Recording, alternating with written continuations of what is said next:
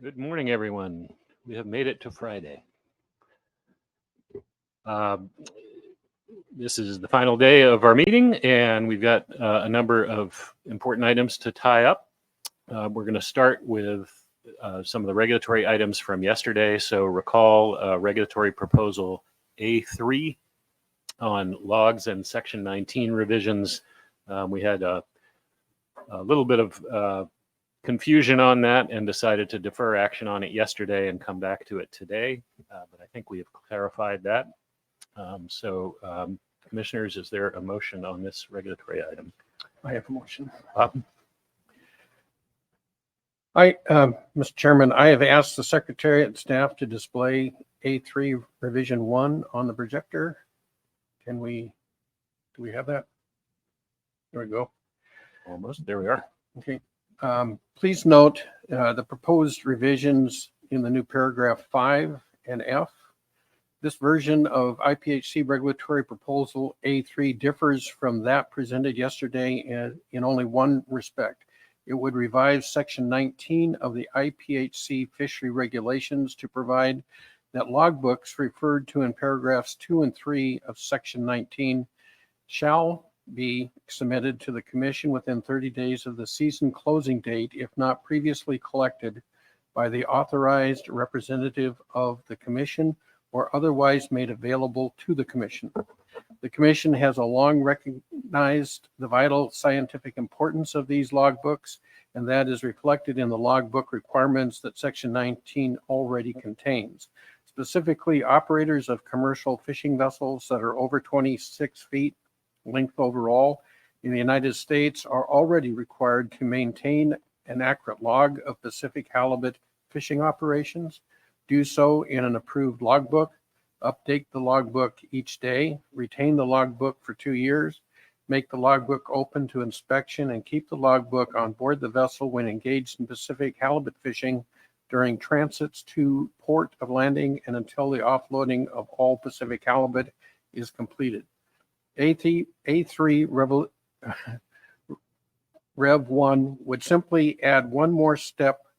Operators would be required to provide these logbooks and the vital biological information they contain to the IPHC within 30 days of the season closing date, if not previously collected by the authorized representative of the Commission or otherwise made available to the Commission. Currently, the IPHC issues missing logbook letters to vessel operators to collect missing data. The Secretariat would determine to use these letters to, however, A3 Rev 1 would put the onus on the vessel operators to provide the IPHC with log data they are already required to record, maintain, and make available. 2, prevent data gaps in the information the IPHC uses for important products such as Pacific halibut stock assessment. This concept, mandatory logbook submission, is not new or novel for U.S. vessels. For instance, groundfish vessels that maintain a daily logbook are required by domestic regulations to submit those to NOAA fisheries within prescribed timeframes. And finally, this motion would also have the Commission accept the other revisions proposed by A3 Revision 1 and displayed by the Secretariat on Tuesday, January 23rd. The rationale for these revisions was prescribed very well by Dr. Hutskik. The regulatory language has well been vetted and provides clarity, consistency, and necessary updates to Section 19. For all these reasons, I urge the Commission to support this motion and adoption of A3 Revision 1 as proposed on January 23, 2024 at our annual 100th meeting of the Halibut Commission. Thank you, Mr. Chairman. Okay, thank you. Is there a second? Yes, I second it. Okay, any comments on the motion? Bob? I would just say that the majority of commercial halibut fishermen that I'm aware of already believe that there's a requirement to submit these logbooks. So I don't think this is much of a change for the fleet. Okay, thanks for that. I'll just add, I know there was some question about the cutoff of vessels under 26 feet, and my understanding is these are primarily small independent operators, majority of them in very small rural communities, that the 26-foot cutoff is perhaps a bit of a legacy, but the basic idea is that administrative requirement of logbooks would be burdensome for such operators. Logbooks in general are not meant to be a compliance mechanism. It's for collection of biological information, but under this this regulation, failure to submit would be a violation. And I'll also just note that National Marine Fisheries Service and IPHC Secretariat staff should collaborate in the development of the electronic logbooks to facilitate the sharing of data between the agencies. And I know that's very much the intent of staff. Any other comments? Okay, is there any objection to the motion? If not, that passes. And that brings us to A2, which is the commercial fishing periods for the 2024 season. Commissioners, do we have a motion on that? Peter? Yeah, Mr. Chairperson, I would like to make a motion to adopt the fishing periods for 2024 as provided below, thereby superseding the relevant portions of Section 9 of the IPHC Pacific Halibut regulations by specifying that commercial fishing for Pacific halibut in all IPHC regulatory areas may begin no earlier than 6 a.m. local time on March 15th and must cease at 23:59 local time on December 7th, 2024. Thank you. Is there a second? Second, Bob. Any comments on the motion?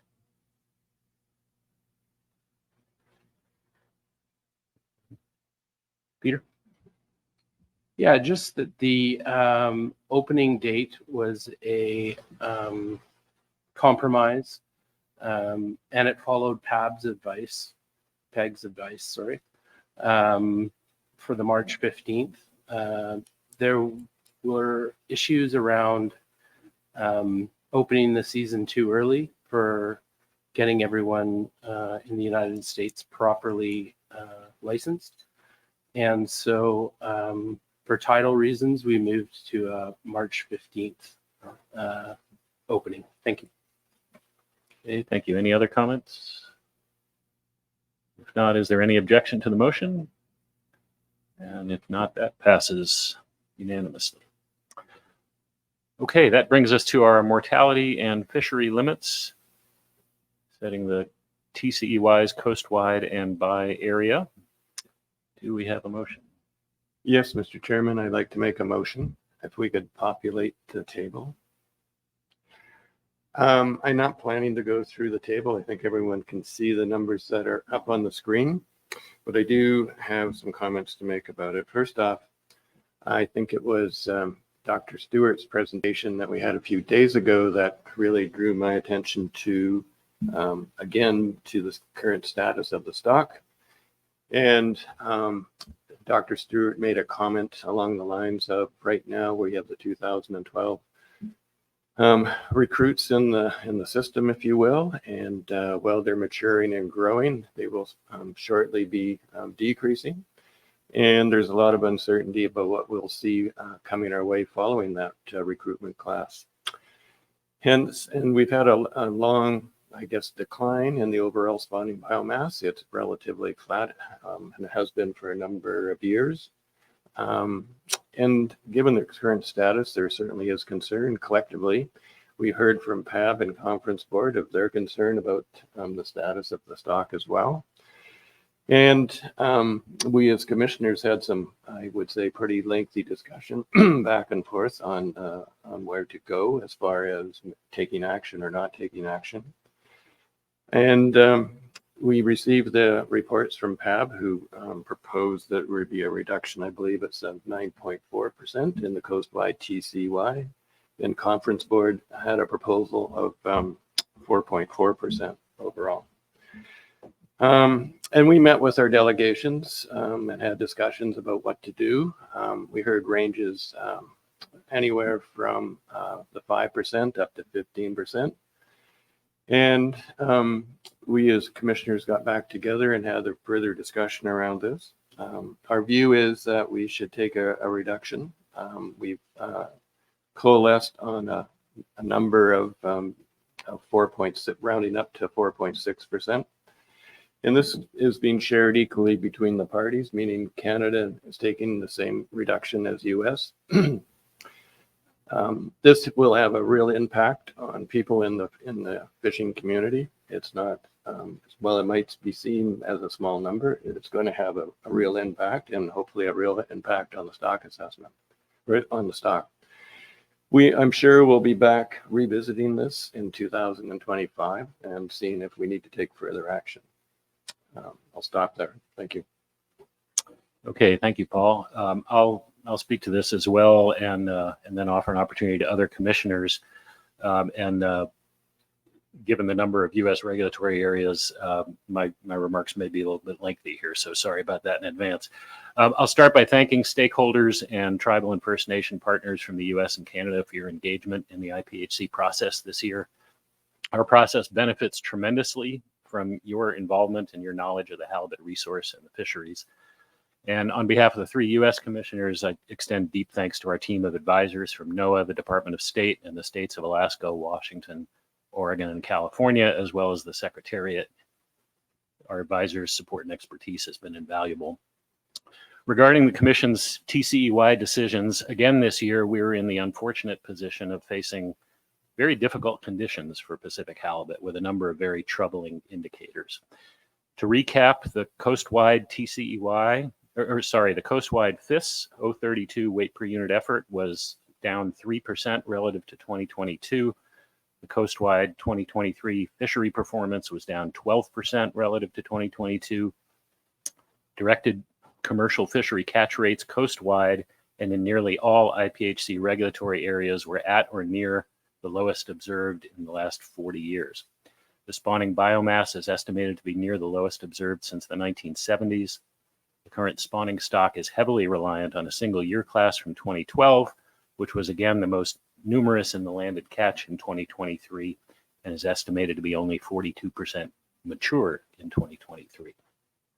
Environmental conditions continue to be unpredictable, with important deviations from historical patterns in both oceanographic and biological processes observed across the stock range in the last decade, and future effects on the stock related to climate change are uncertain.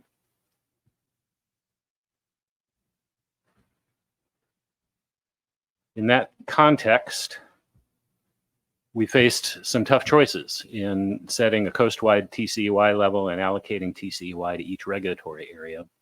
The U.S. commissioners heard a lot of passionate input from halibut fishermen, processors, business owners, and others, all of whom were grappling with how to evaluate risks and how precautionary to be. While there were, of course, differences of opinion, every single voice that I heard reflected a desire to follow the science and to be good stewards of the resource. And I sincerely appreciate all of you who devoted your time, experience, and brain power to developing and recommending mortality limits via the conference board, the processor advisory board, and in many side meetings and conversations. After carefully considering stakeholder recommendations, including a broad consensus for reductions in TCEY, ultimately, the commissioners decided that some deeper cuts were needed and appropriate in several of the regulatory areas so we could get the overall coastwide TCEY down to a bit lower level of risk as indicated by the Secretariat's decision table. After reflecting on the advice from the PAB, the conference board, and others, including the desire of many to have us make any additional reductions proportionate to the percentages recommended by the conference board, we determined that further reductions were needed specifically in areas 3A, 3B, 4A, and 4B in light of the status of the resource in those areas. The adopted mortality limits for 2024 correspond to a 41% probability of stock decline over the next 3 years, or a bit less risk than the 45% probability of stock decline at the status quo. The adopted mortality limits correspond to a very conservative fishing intensity of F52%. As for specific regulatory areas and rationales, Area 2A remains unchanged at 1.65 million pounds. That is in recognition of the U.S. government's trust responsibility to the 13 treaty tribes in Area 2A that depend on halibut, and also the Secretariat's reiteration at this meeting that this level of harvest in 2A does not represent a conservation concern. The 2023 FIS 032 weight per unit effort was a 10% increase in 2A relative to 2022. The FIS sampling that occurred there was in the portion of 2A that had the highest abundance in the past. So although the credible interval is wide, the Secretariat indicated reasonable confidence in the observed increase. In Area 2C, the 2023 FIS showed no change from 2022, but fishery performance was down 9% for fixed gear and 13% for snap gear. So we decided it would be prudent to cut TCEY by 1%. Region 3 is experiencing the lowest proportion of the coastwide stock in the 30-year time series. In Area 3A, the FIS results were down 5% from 2022, and fishery performance was down 12% for fixed gear and 9% for snap gear. The long-term trend in 3A is troubling, and we heard from many 3A fishermen who are deeply concerned and wanted sizable cuts to protect the resource. The commissioners were also cognizant that we cut Area 3A by 17% last year, and we recognize the pain that will come from further cuts.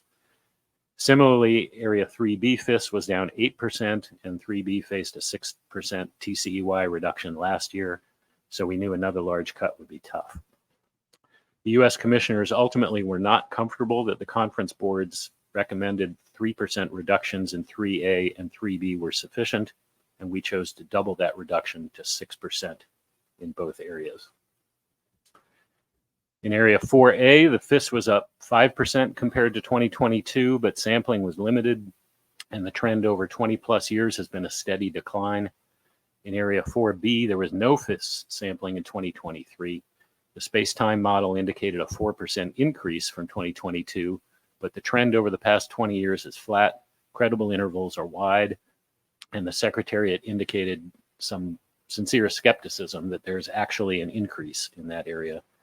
The conference board suggested a 6% cut for areas 4A and 4B, and to be conservative, the U.S. commissioners decided to go with a larger cut of 7%. Finally, Area 4CDE is modeled as having no change in abundance from 2022, but there was no FIS sampling, and the NMFS trawl survey doesn't reach to the shelf edge where fish stations are located. The trend since 2015 is a steady decline, and thus we chose a conservative 4% cut in TCEY. Altogether, as Paul indicated, the TCEY reductions combined for all U.S. areas is 4.6%, same for coastwide. And I'll note that this 4.6% reduction for U.S. areas is larger than the coastwide 2023 FIS 032 weight per unit effort of -3% relative to 2022. These cuts in TCEY are not easy to take, but we're making them to increase the likelihood that stock conditions will improve. So again, I'd like to acknowledge stakeholders' recognition of our predicament. This is a challenging situation. As Paul indicated, we're likely to be in this situation for a bit longer, and further reductions could be required to conserve the halibut resource, as we all hope for better recruitment and strong year classes to come. So that's all I have. And let me see if any other commissioners have comments on the motion. Peter? Yeah, thanks. Probably a lot of the same messages, but first off, it was good to see all stakeholders gather, both in person and online, to help commissioners better understand broadly what is going on with the halibut resource from their perspectives. It is important and the core of why this treaty has lasted 100 years. Our scientific staff are also essential to help commissioners ground this in science. From all this advice, it was clear that cuts to TCEY were necessary. It was also important for Canada's share this burden equally. However, I caution that further cuts to TCEY may be needed in the future. The halibut stock is in a very low place and very reliant on a couple of year class recruitments. Things may get worse before they get better. I also want to note that requests for a survey in 4C D&E did not land on deaf ears. Abundance-based management is an important tool, especially with the halibut stock in such a very low place. In fact, I believe it is needed in Canada as well. Thank you. Peter, any other comments on the motion? Bob? So, Mr. Chairman, will be supporting these reductions. I want to thank the efforts of both the conference board and the PAG. When I came into this meeting, after looking at the preliminary information from the interim meeting, I was feeling we needed to have at the minimum a 5% reduction overall coast-wide. And I was looking at the risk table that the staff proposes. That risk table suggests that with these cuts, there'd be a 60% probability that we will not be facing a cut next year. But and I am hopeful for the near future. We have 2 or 3 year classes on the horizon. They're about 2 or 3 years out. So I remain hopeful that this resource will bless us once again. But in doing so, we need to take care of it when it's at these low abundances. So I'm going to be supporting, Mr. Chairman, these reductions. Thank you. Other comments from commissioners? Okay. If not, is there any objection to the motion? I'm not seeing any. The motion passes. Okay. We wanted to provide a brief update on the status of negotiations between the parties. And Paul, would you like to start? Yeah, thanks, John. We have, as commissioners, met, well, I'm not going to count them, but there have been quite a few over the last year and a bit. I think through those discussions, we have a much better picture of each party's desires and understandings of how to share the resource. Well, we were not successful at coming to terms prior to the annual meeting. I think we have significantly narrowed the distance, if you will, or gap between what each party thinks is appropriate and for agreement. And I know that we will be meeting sometime we haven't scheduled anything, but we will be scheduling something in the near future so that we can continue to the discussions so that we can have a longer term agreement rather than doing this on an annual basis. Thank you. Thanks, Paul. Yeah, I would add, we have worked steadily, as Paul indicated, to try to reach a multi-year agreement on how to share the resource. And at times it has felt like we have very common interests and an agreement was within reach. And at other times, including this week, it at times felt like we were very far apart. But I actually like these guys quite a lot and look forward to continuing to discuss our differences and look for areas of common ground with a goal really of reaching an agreement that leaves both parties, both sides, better off than we are in the absence of an agreement. And we've been struggling over that. It's hard. If this were easy, I'm sure the parties would have reached a long-term agreement quite a long time ago.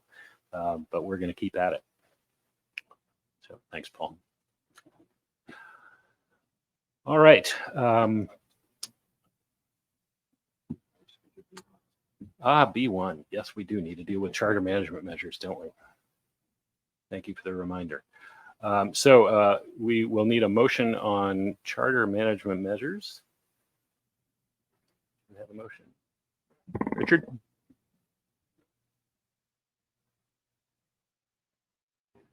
Do we have the slide up on board on the halibut management measures that are results from direction given from the North Pacific Council and need to be adopted at the IPHC.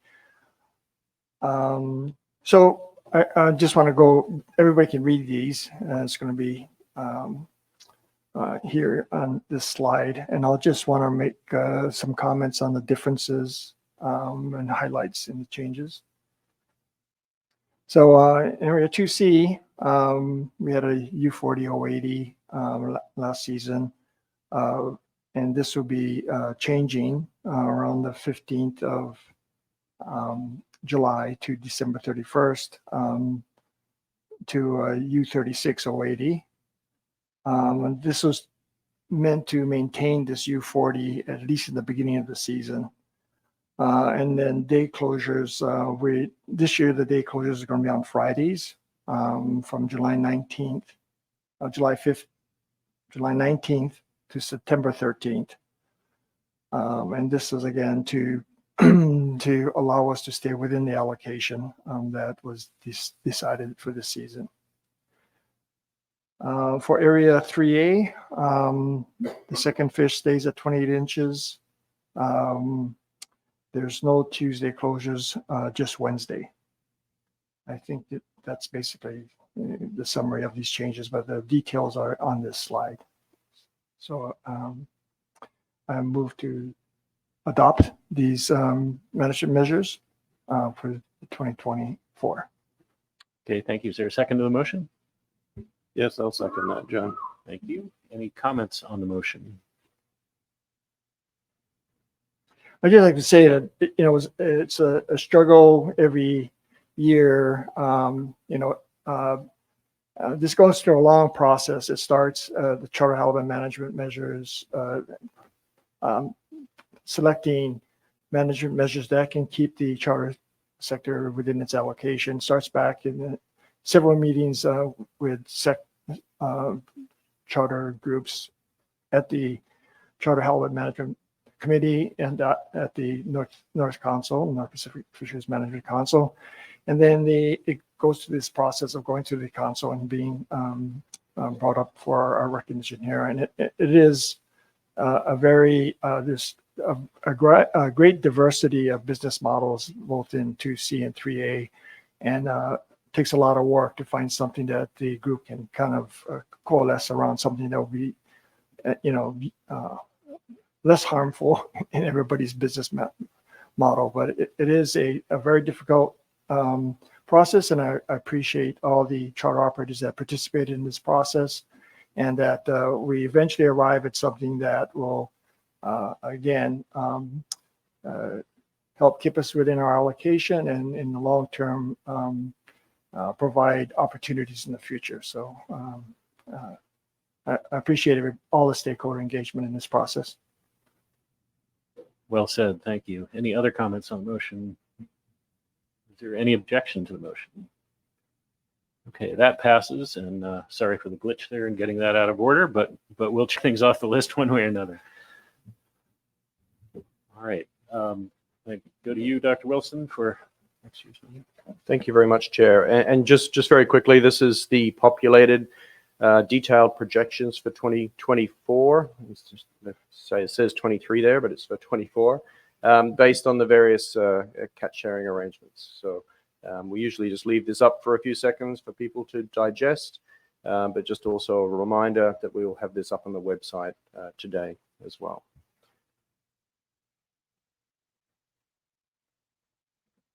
Okay. Yeah, thank you, Chair. And so the next item to cover is the IPHC meeting calendar for the next 3 years.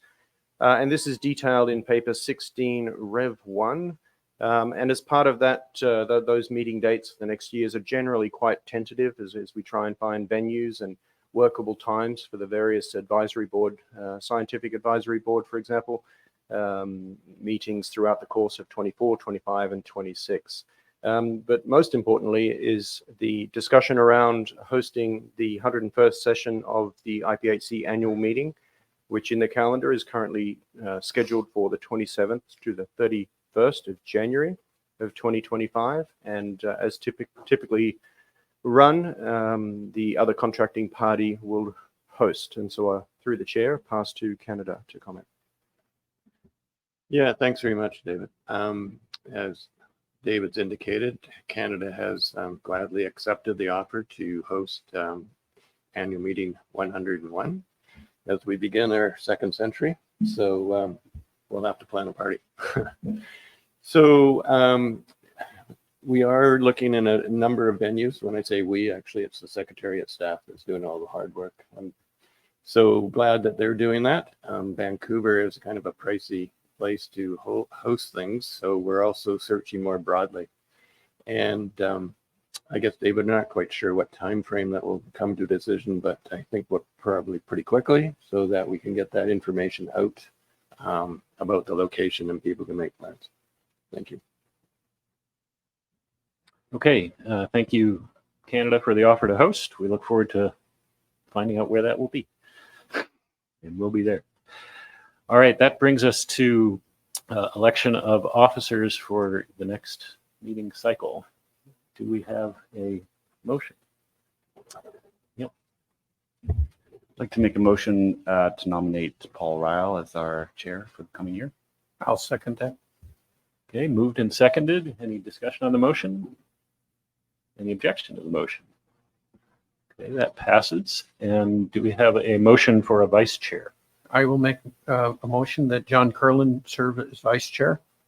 Thank you. Is there a second? Seconded by Commissioner Royale. Any discussion? Any objection? Please, please. No, no. Okay. All right. With no objection, that motion passes too. All right. I think that brings us to some closing comments. Let's see. Paul, shall I go first? All right. So it's been a pleasure for the United States to host this year's meeting. And I'd like to express my appreciation to my fellow commissioners and our executive director, secretariat staff, and advisors for everyone's help. Thanks, of course, for everyone's input on our decisions this week on procedure, on regulatory amendments, and on TCEYs. Special thanks again to everyone who was involved in planning and executing our 100th anniversary party. That was really quite an event and very special. A lot of nice touches associated with that. I especially want to call out again Andrea Kykla, Linda Kozak, Peggy Parker, Bob Alverson, Richard Yamada, and the many, many, many industry sponsors and donors who helped contribute to the success of that event. I mentioned at the opening of the meeting earlier this week that it's really remarkable to think about IPHC being in existence for a full century. And you all have played a role in that history, an important role. Some of you for quite a sizable fraction of that 100 years. And, you know, importantly, we all have a role in building on that legacy as we work to ensure sustainable management of the halibut resource in the second century of IPHC, as Paul indicated. And, you know, I say that in all seriousness. Our job with IPHC is to keep the resource healthy and to sustain the benefits for both Canada and the United States well into the future. And I know we're up for that task. So let's keep celebrating the 100th and look forward to good things to come. Paul?